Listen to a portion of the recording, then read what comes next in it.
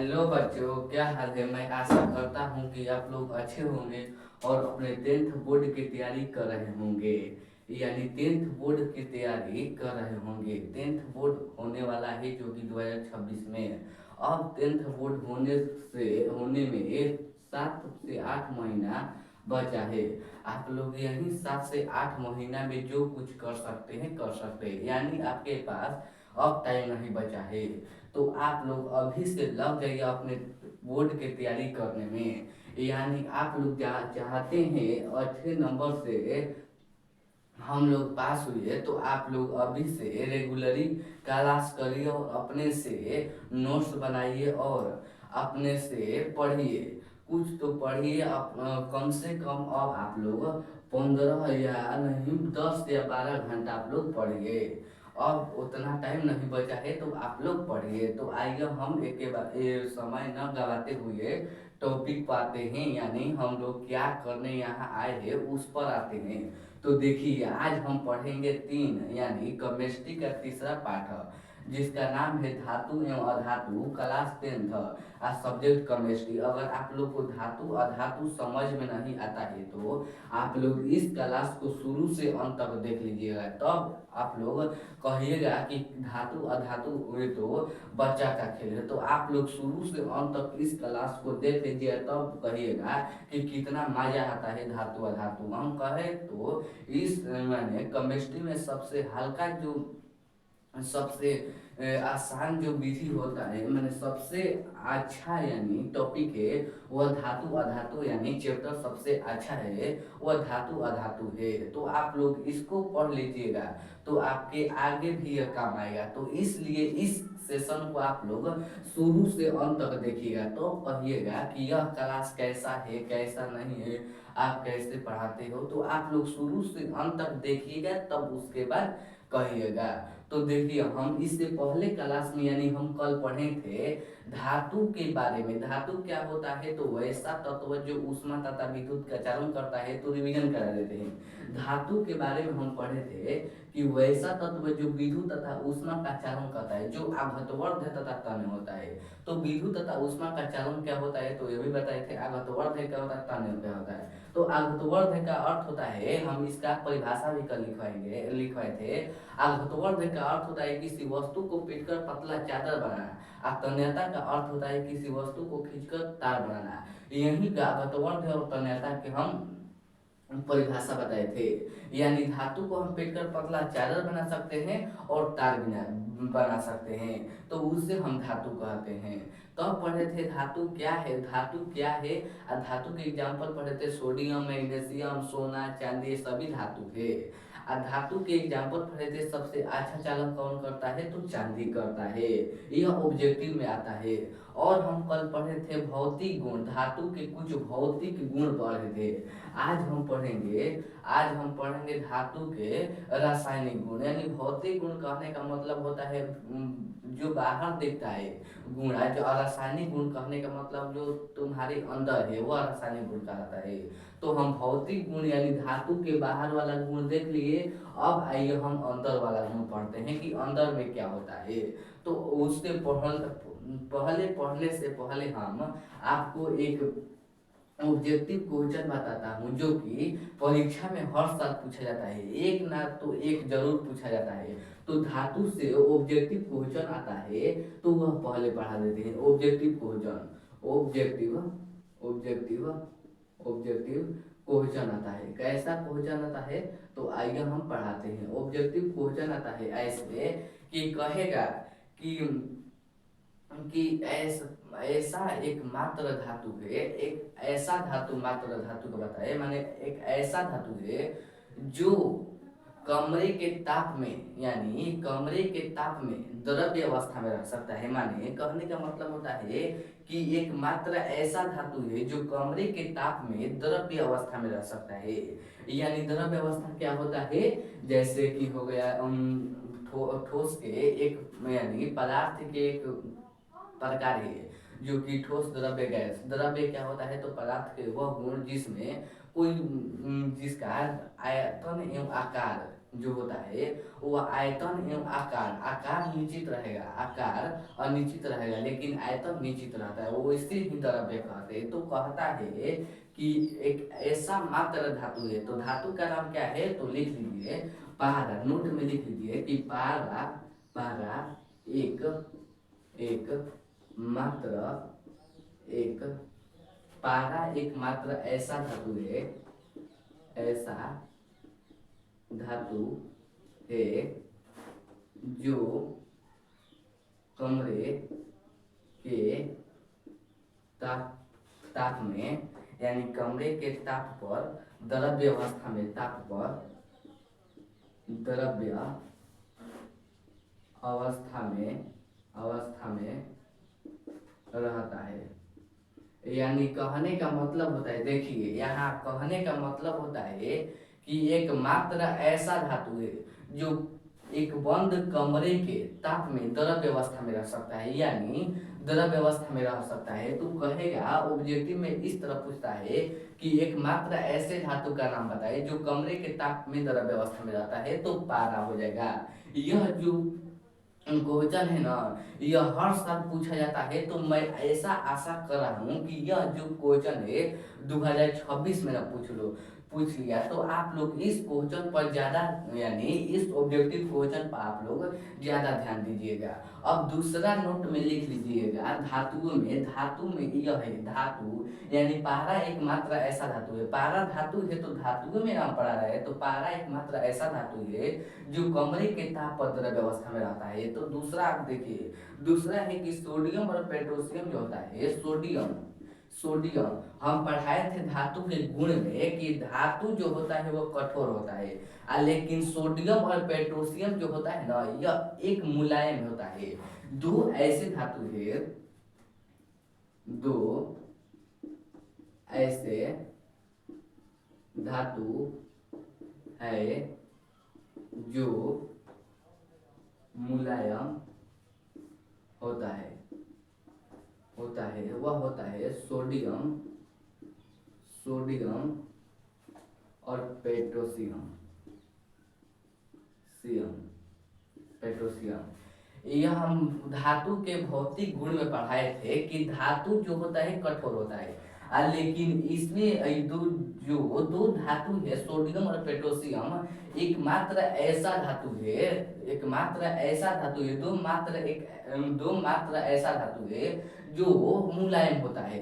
तो यानी यह धातु के गुण में कठोर नहीं होता है, यह मुलायम होता है। रुकिए बच्चों, हम आते हैं, क्लास अच्छा हो रहा है।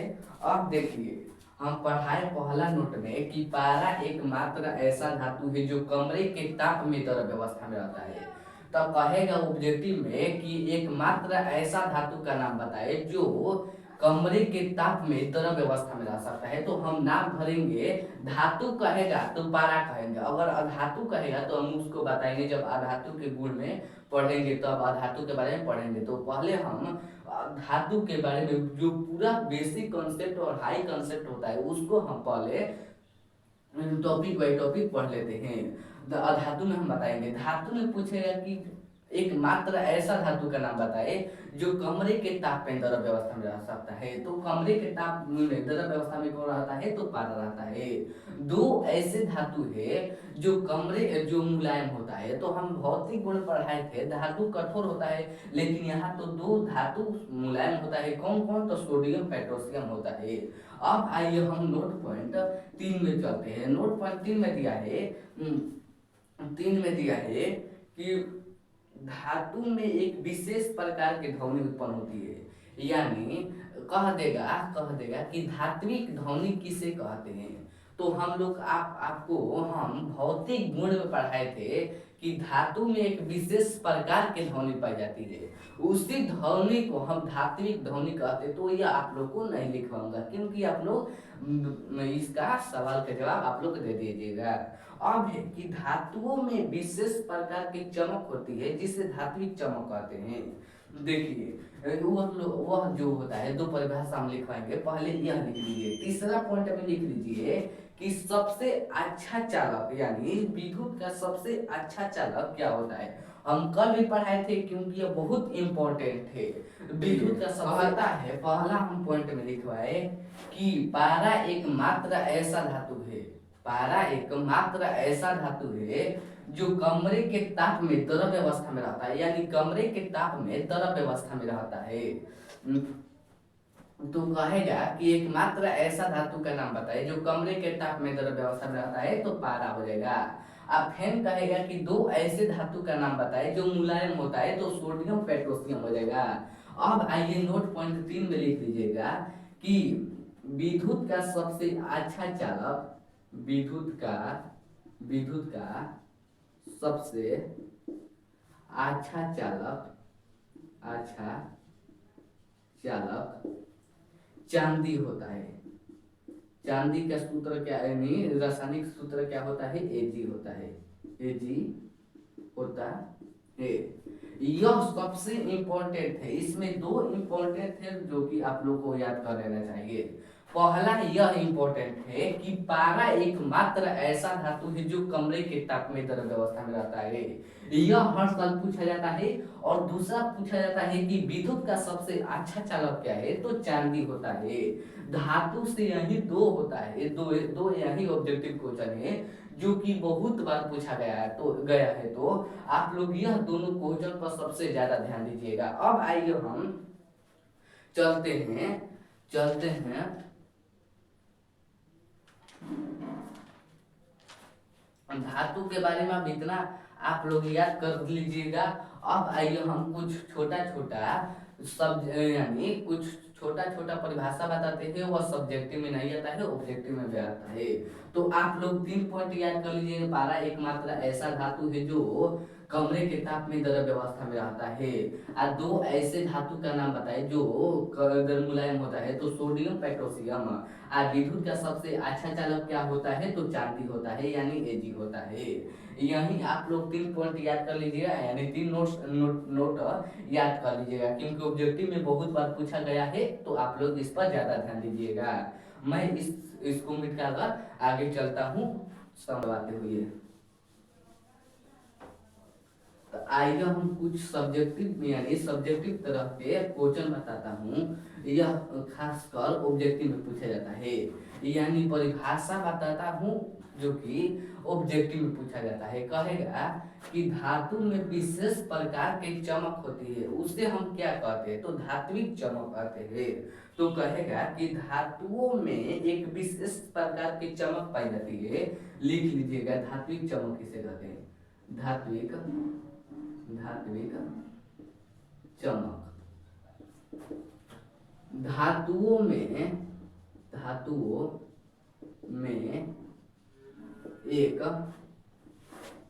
विशेष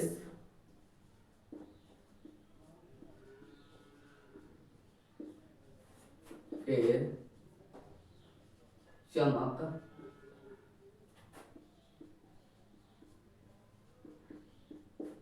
जाता है,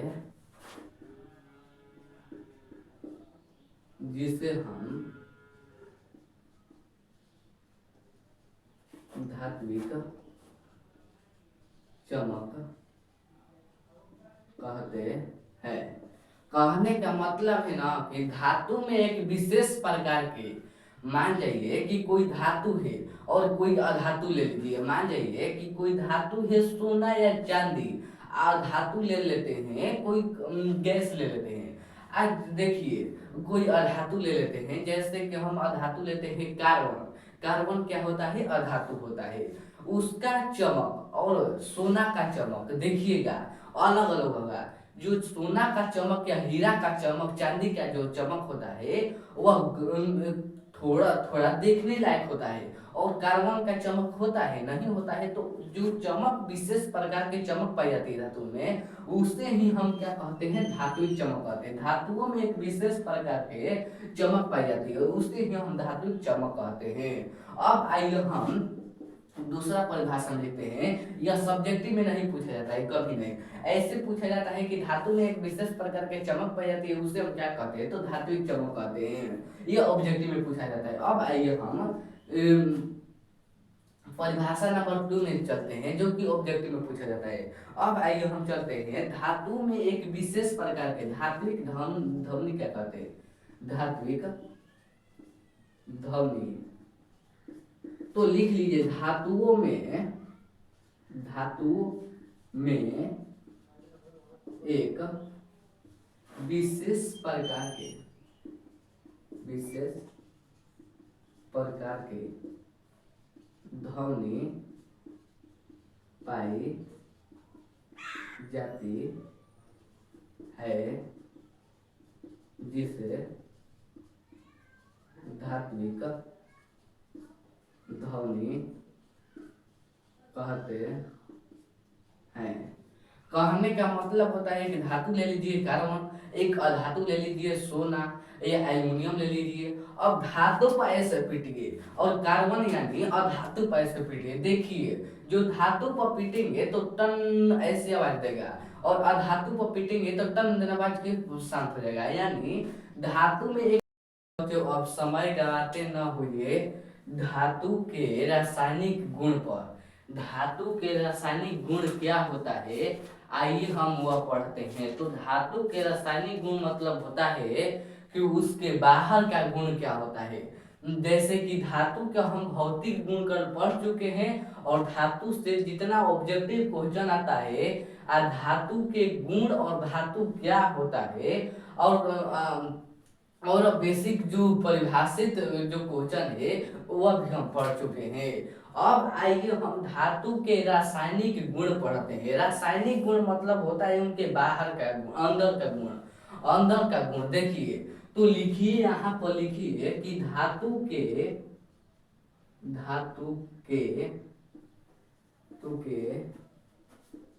रासायनिक गुण। तो धातु के रासायनिक गुण, धातु के रासायनिक गुण निम्न है। कहने का मतलब होता है कि धातु के रासायनिक गुण जो है ना वह निम्न है, माने निम्नलिखित है, बिना लिखित है। तो पहला लिखिए धातु के रासायनिक गुण में कि धातु की ऑक्सीजन के साथ, ऑक्सीजन क्या होता है O2 यानी O।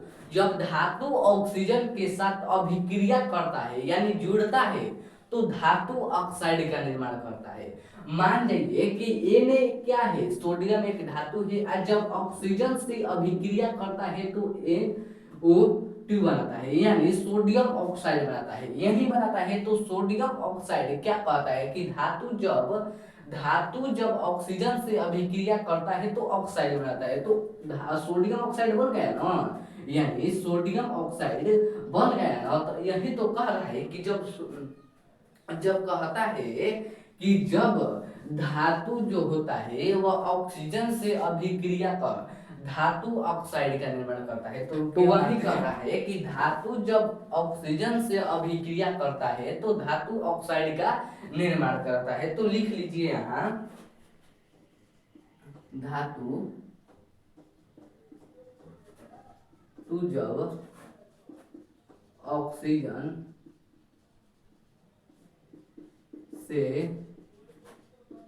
से अभिक्रिया करता है तो धातु जो होगा धातु ऑक्साइड का निर्माण करता है, यानी धातु ऑक्साइड बनता है। देखिए धातु जब ऑक्सीजन से अभिक्रिया करता है तो समझिए कोई धातु लो और उसको ऑक्सीजन के साथ अभिक्रिया करा दो। जब धातु को हम ऑक्सीजन के साथ अभिक्रिया कराते हैं तो धातु ऑक्साइड का निर्माण करता है, यानी Na2O यही का निर्माण करता है, Na2O का निर्माण करता है। तो इसको संतुलित करने के लिए यहाँ 4 बैठा देते हैं। यहाँ 4 बैठा देते हैं और यहाँ 2 बैठा देते हैं, यहाँ 2 बैठा देते हैं। तो देखिए सोडियम 4, सोडियम 2 दूनी के 4 हो जाता है। तो देखिए वही कह रहा है कि धातु जब ऑक्सीजन से अभिक्रिया कराता है तो धातु ऑक्साइड का निर्माण करता है। तो यहाँ क्या हो जाता है, सोडियम ऑक्साइड होता है तो सोडियम धातु हो गया, ऑक्साइड ऑक्साइड हो गया। तो वही कह रहा है कि जब धातु ऑक्सीजन से अभिक्रिया करता है तो धातु ऑक्साइड का निर्माण करता है, हो गया। तो यहाँ पर यही एग्जाम्पल लिख लीजिए, जैसे में सोडियम जब ऑक्सीजन से अभिक्रिया करता है तो सोडियम ऑक्साइड का निर्माण करता है। सोडियम संतुलित करने के लिए यहाँ 4 बैठा देते हैं। तो यही ऐसा लिखना है ना कि एग्जामिनर जो होता है या चेक करने वाला जो होता है परीक्षा के पेपर, वो एक भी नंबर नहीं काटे। ऐसा लिखिएगा तो आपका नंबर एक भी नहीं काटेगा। जो एग्जाम्पल से लेकर परिभाषा तक। तो पहला हम लिखे धातु जब ऑक्सीजन से अभिक्रिया करता है तो धातु ऑक्साइड का निर्माण करता है यानी बनता है। अब दूसरा में लिखिए कि धातु के ऑक्साइड, देखिए यहाँ ऑब्जेक्टिव भी पूछा जाता है इस टॉपिक, यह जो पॉइंट नंबर यानी गुण नंबर 2 बता रहे हैं, यह ऑब्जेक्टिव में पूछा जाता है कि धातु का ऑक्साइड कैसा होता है। देखिए ऑक्साइड कैसा होता है, तो धातु का ऑक्साइड कैसा होता है, तो बताइए धातु ऑक्साइड कैसा होगा। अगर अधातु का ऑक्साइड दे दिया होगा तो अम्लीय होगा, धातु के जो ऑक्साइड होता है वह क्षारीय होता है। तो लिख लीजिए कि धातु का ऑक्साइड क्षारीय होता है, धातु का ऑक्साइड यानी जो है ऑक्साइड है यह क्षारीय होता है, क्षारीय होता है। तो धातु का ऑक्साइड कैसा होता है, यहाँ से ऑब्जेक्टिव में ऐसे पूछा जाता है कि धातु का ऑक्साइड कैसा होता है, तो क्षारीय होता है। इसको भी लगा लेना क्योंकि यह परीक्षा में पूछा जाता है कि धातु का ऑक्साइड कैसा होता है, तो क्षारीय होता है। कैसा होता है, क्षारीय होता है। जैसे कि कुछ ऑक्साइड जल से अभिक्रिया कर क्षार बनता है। तो लिख लीजिए इसमें कुछ ऑक्साइड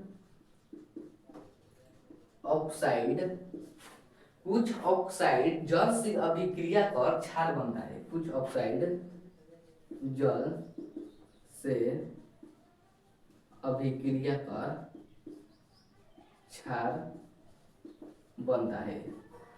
माने कहने का मतलब होता है कि धातु का ऑक्साइड क्षारीय होता है, कुछ ऑक्साइड जल से अभिक्रिया कर क्षार बनता है। तो जैसे कि समझ लीजिए कि जिंक हो गया, जैसे लिख लीजिए इसमें कि जिंक प्लस H2SO4 यानी H2SO4 जब अभिक्रिया करता है तो जिंक को यानी हाइड्रोजन को विस्थापित करता है, तो जिंक सल्फेट प्लस H2 को बाहर निकाल देता है।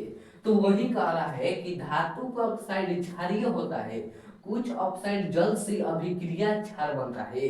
तो यहाँ किसका निर्माण होता है, यहाँ क्षार का निर्माण होता है। तो वही कह रहा है कि धातु का ऑक्साइड क्षारीय होता है, कुछ ऑक्साइड जल के साथ अभिक्रिया कर क्षार बनता है। तो आप लोग पहला गुण में समझ लिए होंगे कि धातु जब ऑक्सीजन से अभिक्रिया करता है तो धातु ऑक्साइड का निर्माण करता है। जैसे कि Na+O2 जब अभिक्रिया करता है तो Na2O बनता है यानी सोडियम ऑक्साइड बनता है। तो ऑक्साइड के कहता था धातु ऑक्साइड, धातु हो गया सोडियम ऑक्साइड हो गया O2 हो गया। अब धातु का ऑक्साइड जो होता है क्षारीय होता है। ऑब्जेक्टिव में ऐसा पूछा जाता है कि धातु ऑक्साइड कैसा होता है, तो क्षारीय होता है। तो आप लोग जान चुके हैं धातु ऑक्साइड कैसा होता है, क्षारीय होता है, ऑब्जेक्टिव में पूछा जाता है। अब आइए इसको हम मिटा कर चलते हैं तीसरा गुण पर। तीसरा गुण क्या होता है, तो हम चलते हैं इसको मिटा कर गुण पर। तो देखिए इसको समय न गवाते हुए तीसरा गुण पर चलते हैं। पूछा जाता है कि धातु का ऑक्साइड कैसा होता है, तो आप लोग लिखिएगा क्षारीय होता है यानी ऑब्जेक्टिव में पूछा जाता है, इस पर ध्यान दीजिएगा। अब आइए तीसरा गुण पर चलते हैं कि यह तनु अम्ल से अभिक्रिया कर, सॉरी बच्चों, हम जो हम बताए थे कि धातु का ऑक्साइड क्षारीय होता है, कुछ ऐसे धातु है जो जल से अभिक्रिया कर यानी जल से अभिक्रिया कर क्षार बनाता है। तो उसमें एग्जाम्पल जो होता है, जैसे में हम आप लोग को गलत बताया था, उसका असली एग्जाम्पल यह होता है। उसका एग्जाम्पल आप लोग काट लीजिएगा। यानी हम बताए थे उसका एग्जाम्पल जिंक H2SO4, वह गलत था, उसके जगह पर दूसरा था। हम आपको गलत पढ़ा दिया था, तो आप लोग उसको मिटा दीजिएगा। उसके जगह पर यह होता है, कहे थे कि कुछ ऐसे उन्होंने धातु का ऑक्साइड क्षारीय होता है, तो कुछ ऐसे धातु होता है जिसका, यानी कुछ ऐसे धातु होता है जो जल से अभिक्रिया कर क्षार बनता है। तो कुछ ऐसे धातु, यानी सोडियम है 2O, यानी कुछ ऐसे ऑक्साइड है, यानी कहने का मतलब होता है कुछ ऐसे ऑक्साइड है। तो ऑक्साइड है ना, सोडियम ऑक्साइड ऐसे, यानी ये सोडियम ऑक्साइड है। तो कुछ ऐसे ऑक्साइड है जो जल से अभिक्रिया कर, यानी जल से कह रहा था, हाँ, जल से अभिक्रिया कर क्या कहता है कि क्षार बनाता है। तो देखिए, जब कुछ ऑक्साइड ऐसा होता है जो जल से अभिक्रिया कर क्षार बनता है, तो क्षार कैसे बनता है, तो देखिए 2NaOH बन जाता है। यानी टू टू इसमें भी है, यानी ऑक्सीजन 2 है और सोडियम भी 2 है, यानी 2NaOH। NaOH क्या होता है, तो क्षार होता है। तो वही कहता है कि कुछ ऐसे ऑक्साइड है जो कि दूसरा का एग्जाम्पल है, गुण नंबर दूसरा का एग्जाम्पल हम गलत बता दिए थे, असली यह है। तो कह रहा था कि कुछ ऐसे ऑक्साइड है जो जल से अभिक्रिया कर कोई क्षार बनता है। तो देखिए, भाई ऑक्साइड है, सोडियम ऑक्साइड जब जल से अभिक्रिया करता है तो क्षार बन जाता है। तो यही तो कह रहा था। तो आप लोग उसमें जो हम बताए थे गलत बताए थे। अब आइए हम गुण नंबर तीसरा पर चलते हैं। गुण नंबर तीसरा है, रुकिए बातें हैं। गुण नंबर तीसरा दिया है कि धातु जब यह तनु अम्ल से अभिक्रिया कर, यह यानी धातु धातु तनु, तनु मतलब क्या होता है, तनु मतलब तनु अम्ल से अभिक्रिया कर, अम्ल से अभिक्रिया कर, अभिक्रिया कर कर H2 गैस बाहर निकालता है, यानी H2 गैस मुक्त होता है, मुक्त होता है। देखिए, हम पहला गुण में पढ़े कि धातु जो होता है वह ऑक्सीजन से अभिक्रिया कर ऑक्साइड बनाता है। एग्जाम्पल में बताए, जो जैसे कि Na+O2 जब मिलता है तो सोडियम ऑक्साइड का निर्माण करता है। अब दूसरा बताए कि धातु का ऑक्साइड क्षारीय होता है। कुछ ऐसे ऑक्साइड होते हैं जैसे सोडियम ऑक्साइड जब जल से अभिक्रिया करता है तो H2 से अभिक्रिया करता है तो क्षार, यानी क्षार बनता है। अब तीसरा में बताए कि तनु जो अम्ल धातु होता है वो तनु अम्ल से अभिक्रिया कर, जैसे कि समझ लीजिए, जैसे तनु अम्ल क्या होता है, तो तनु अम्ल होता है H2SO4। तो वही कहलाता है कि धातु तनु अम्ल से अभिक्रिया कर H2 गैस बाहर निकलता है, यानी मुक्त कराता है। तो मान लीजिए कि धातु क्या हो गया, सोडियम हो गया, और तनु अम्ल H2SO4 हो गया। जब अभिक्रिया करता है, अभिक्रिया कब जब करता है तो इसको विस्थापित कर देता है, यानी NaHO4 प्लस H2 जो होता है गैस बाहर निकलता है। तो वही कह रहा है कि धातु तनु अम्ल से अभिक्रिया कर H2 गैस बाहर निकलता है। तो धातु हो गया Na, तनु अम्ल किसे कहते हैं, H2SO4 को। जब यह अभिक्रिया करता है तो H2 को विस्थापित कर देता है, यानी NaH2 की जगह पर चल देता है, तो NaSO4 प्लस H2 बाहर निकाल देता है। तो वही कह रहा था कि धातु तनु अम्ल से अभिक्रिया कर H2 गैस बाहर निकलता है। तो हो गया, यानी गुण नंबर तीसरा आप लोग को मैं ऐसा आशा करता हूँ कि समझ में आया होगा। अब आइए गुण नंबर 4 पर चलते हैं, जो कि लास्ट गुण है, लास्ट गुण है। तो आइए हम लास्ट गुण पर चलते हैं। लास्ट गुण दे दिया है कि धातु जल से अभिक्रिया कर हाइड्रो ऑक्साइड बनाता है। देखिए, लास्ट गुण है, चरवा लिख लीजिएगा, चरवा कि धातु धातु जल से अभिक्रिया कर हाइड्रो ऑक्साइड का निर्माण करता है, यानी हाइड्रो ऑक्साइड बनाता है। धातु जल से अभिक्रिया कर हाइड्रो हाइड्रो ऑक्साइड का निर्माण करता है। देखिए हम 4 में बताए, गुण नंबर 4 में कि धातु जो होता है ना वह ऑक्सीजन से अभिक्रिया कर, यानी जल से अभिक्रिया कर, ऑक्सीजन कह रहे हैं वो तो ऑक्सीजन से जल से अभिक्रिया कर हाइड्रो ऑक्साइड बनाता है। मान जाइए कि धातु हो गया Na+H2 से अभिक्रिया करता है तो क्या बनाता है, Na जब H2 से बनाता है तो बनाता है NaOH। तो वही ना कह रहा है कि जब धातु जल से अभिक्रिया करता है तो हाइड्रो ऑक्साइड का निर्माण करता है, तो सोडियम हाइड्रोक्साइड हो गया। तो वही ना कह रहा है कि जब धातु जल से अभिक्रिया करता है तो हाइड्रो ऑक्साइड का निर्माण करता है। तो मैं आशा करता हूं कि आप लोग समझ गए होंगे। तो अब आइए 4 को हम पढ़ाए थे गुण रासायनिक गुण में, तो अब इसको रिवीजन कर लेते हैं। तो आइए हम इसको मिटा देते हैं। देखिए चौथा में पढ़ा है कि जल से अभिक्रिया कर लेता है तो धातु। देखिए अब इसको मिटाते हैं, अब चलते हैं इसका रिवीजन कराते हैं आपको इसी रासायनिक गुण, क्योंकि रासायनिक गुण से बहुत पूछा जाता है, ऑब्जेक्टिव और सब्जेक्टिव भी। कहेगा कि धातु के रासायनिक भौतिक गुण लिखे, तो मैं आशा करता हूँ कि आप लोग लिख लेंगे। पहला में हम बताए कि धातु जो होता है ना वो ऑक्सीजन से अभिक्रिया कर, धातु मान लीजिए Na प्लस ऑक्सीजन O2 जब अभिक्रिया करता है तो Na2O, यानी यहाँ 2 यहाँ 4 हो जाता है, तो यहाँ 4 हो जाता है, यानी सोडियम 4 हो गया, ऑक्सीजन भी 2 हो गया, ऑक्सीजन भी 2 हो गया, ऑक्सीजन 2 हो गया।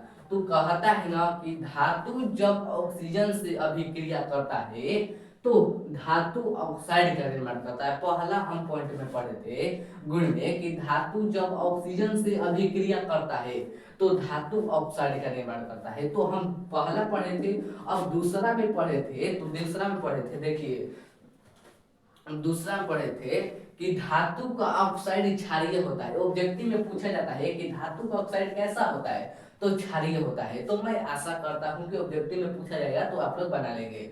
अब दूसरा में दिया है, देखिए कुछ ऐसे ऑक्साइड होते हैं, मान जाइए कि Na2O यह ऑक्साइड है, तो कुछ ऐसे ऑक्साइड होते हैं जो जल से अभिक्रिया कर, यानी H2O से अभिक्रिया कर, H2 से अभिक्रिया कर क्षार बनाता है, यानी 2NaOH। NOH क्या है, क्षार है, यानी 2 को NOH यानी 2 को क्षार है। तो यही कह रहा है कि कुछ ऐसे ऑक्साइड होते हैं जो जल से अभिक्रिया कर क्या बनाता है, तो क्षार बनाता है, यही लिख देना। अब तीसरा में हम बताए थे आप लोग को कि यह तनु अम्ल से अभिक्रिया, तनु अम्ल क्या होता है, यानी धातु जो होता है तनु अम्ल से अभिक्रिया कर, यानी मान लीजिए कि धातु हो गया जिंक और तनु अम्ल हो गया H2SO4, जब अभिक्रिया करता है तो जिंक और सल्फेट और प्लस H2 बाहर निकलता है। तो वही कह रहा है कि जब धातु तनु अम्ल से अभिक्रिया करता है तो हाइड्रोजन गैस बाहर निकलता है। तो तीसरा पॉइंट में हम यह बताए थे। अब चौथा पॉइंट में बताए थे कि कि धातु जल से अभिक्रिया कर, यानी धातु क्या होता है, मान जाइए कि धातु हो गया जिंक, और जब जल से अभिक्रिया करता है यानी H2O से अभिक्रिया करता है तो क्या बनता है, तो हाइड्रो ऑक्साइड बनता है, यानी जिंक ऑक्साइड बनाता है, यानी जिंक ऑक्साइड बनाता है। तो देखिए यानी कहने का मतलब होता है कि धातु जल से अभिक्रिया करके हाइड्रो ऑक्साइड बनाता है। यानी मान लीजिए कि Na कोई धातु है, H2O जो होता है जल होता है, जब अभिक्रिया करता है तो 2NaOH का निर्माण करता है।